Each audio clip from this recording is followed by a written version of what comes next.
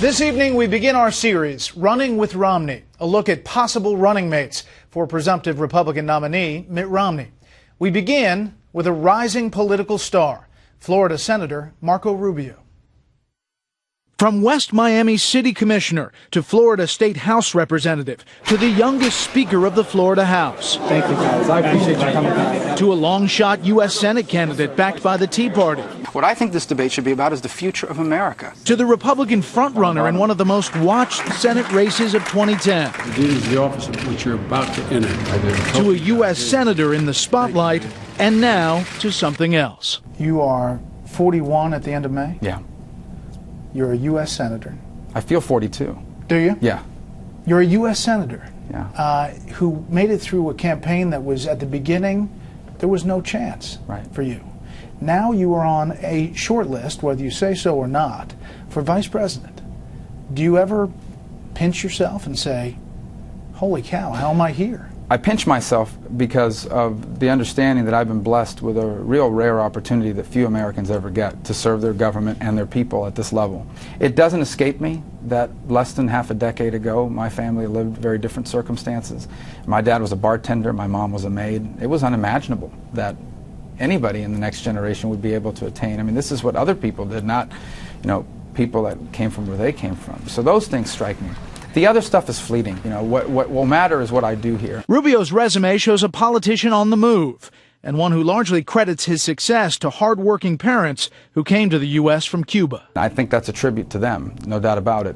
But I think it's an even greater tribute to America, because it's one of the few societies in all of human history where a story like that would even be possible. Rubio is a father of 4 young children, also, he says, a driving force in his life. My kids are going to come back to Washington 20, 30 years from now, and I hope that they can say, my dad was away a lot, but it was for a reason, and he made a difference. And I want them to be proud of my service and what I've been able to do here. The next president of the United States!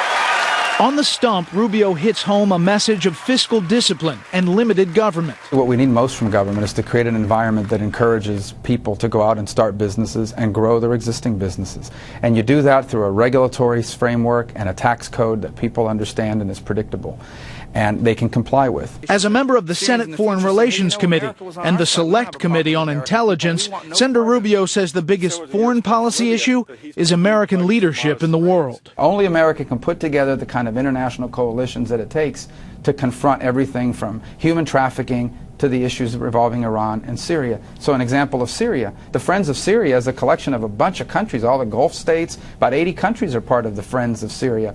And yet they can't get their act together because in the absence of American leadership, there's no catalyst to put a group together to confront that very important issue. So do you think that the U.S. should be leading the way in some kind of military action in Syria? Military options are the last options on the table. They always have to be. The Syrian people aren't asking Americans to send troops to the ground. They're just asking for some help in being able to defend themselves and further their democratic aspirations. So I think there's all sorts of things that can be done there, whether it's the creation of a safe haven, whether it's in Turkey or even on the Syrian side of the border, providing communications equipment, potentially providing warfare equipment, not through the United States, but through some of our allies as part of the Friends of Syria. There's all sorts of options on the table. But none of those things are going to happen if there isn't frontal American leadership. All answers that analysts say show why Rubio is a rising star. A strong philosophical conservative with a ability to communicate that message in a way that attracts people across the political spectrum.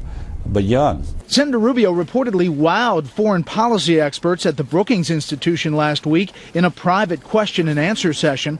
However, he mostly read his public speech and received media attention not for substance, but for misplacing his draft. I left my last page of the speech. Does anybody have my last page? Other analysts say Rubio's appeal, especially with Latino voters, will be very hard for the Romney campaign to ignore. Someone like Marco Rubio that helps you with Hispanics, closes that gap in the West, but also helps you deliver Florida, that's a pretty compelling case political case for Marco Rubio being on the ticket. Rubio says it's important to remember Latinos don't vote as a bloc. There is something that unites the Hispanic community, however, and that's this burning desire for economic empowerment. They desperately want to give their kids every chance and every opportunity that they didn't have. So the question is, which one of these two gentlemen that are running has the best idea for that? And I think it's going to beat Mitt Romney at the end of the day. Senator Rubio is working on a Republican alternative to the DREAM Act, dealing with children of illegal immigrants who serve in the U.S. military or get a 4-year college degree.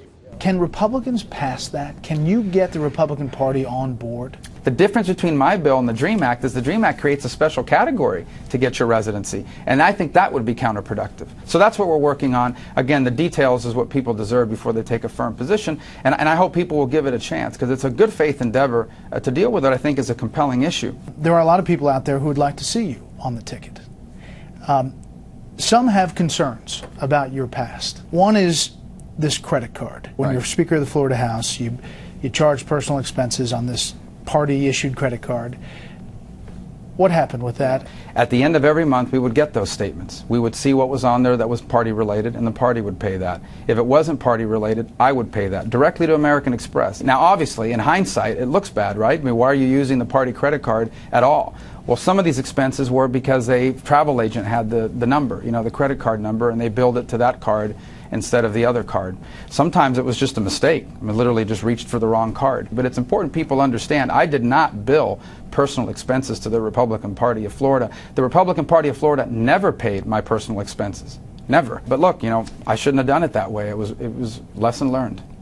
Another thing that people raise concerns about, what is your relationship with Representative Rivera? He's a friend. I mean, he's a friend I've known on a personal level even before I was elected or he was elected to office. So look, I know he's going through a tough time, and we've all read the press reports, and none of us like to see that about anybody, much less a friend, and he's going to have to deal with those issues. Those issues, in case you haven't seen the press reports, are allegations that Miami Republican Congressman David Rivera misused various offices and campaigns for personal gain.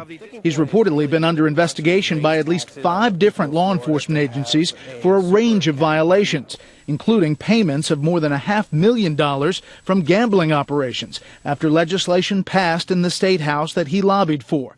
Money authorities say he received through a company set up by his mother and godmother. I guess it's because I'm new to Washington, but I've never felt it. I mean, maybe it's acceptable here. It isn't to me to turn your back on friends when they're going through a difficult time, no matter, you know, what they may have done or not done, you know. And so in his case, he's a friend, and I'm going to give him the benefit of the doubt. And you're raising money for him. Yeah.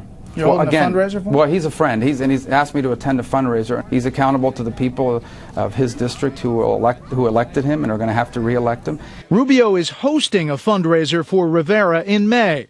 Adding to the media questions, Rivera and Rubio bought a house together in Tallahassee during their time in the State House, a house the bank was moving to foreclose. There was a disagreement with the bank about how much the monthly payments were, and it all got confusing. The bank turned it over to one of these law firms in Florida that specialized in quick foreclosure proceedings, and before we could figure it all out with them, they filed this paperwork. So we quickly addressed it, and we've never had a problem since. You were not making payments. Yeah, there was a disagreement over the amount per month, and so to them, those are not complete payments. And so there were all kinds of other things that happened as a result of that. But that all got worked out as soon as we found out about it. Certainly as soon as I found out about it, we addressed it, and we moved on with it. And I've been handling that personally. Whether those issues are enough to keep Rubio off of a Romney ticket will be up to the vetting. We have a broken tax code. But all analysts seem to agree Florida's junior senator has one thing: buzz. I think the media is paying Marco Rubio the great compliment of putting him under the electron microscope early, because I think they see him as a possible real contender. You can see my full interview with Senator Rubio on our homepage at foxnews.com/special report. Tomorrow's